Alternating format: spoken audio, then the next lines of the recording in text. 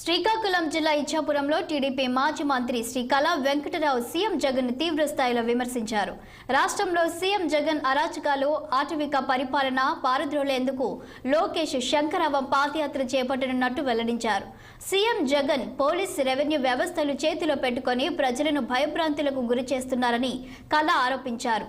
త్వరలో లోకేష్ శంకరావం యాత్ర ప్రారంభమవుతుందని కళా పేర్కొన్నారు. గతంలో లోకేష్ యువగలంతో వైసీపీ అరాచక పాలనకు చెక్కు పెట్టడం జరిగిందన్నారు.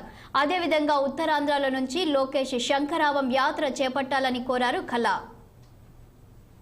రేపు ఉదయం శ్రీకాకుళం జిల్లా ఇచ్చాపురం నుంచి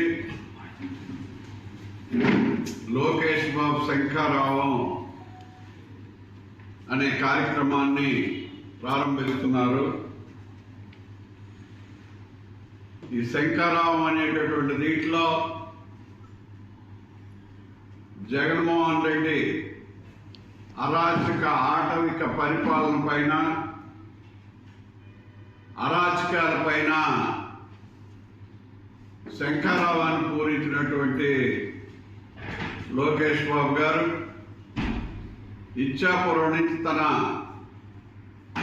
శంకరావం యాత్రను ప్రారంభిస్తూ రోజుకు 3 నియోజకవర్గాలు చెప్పున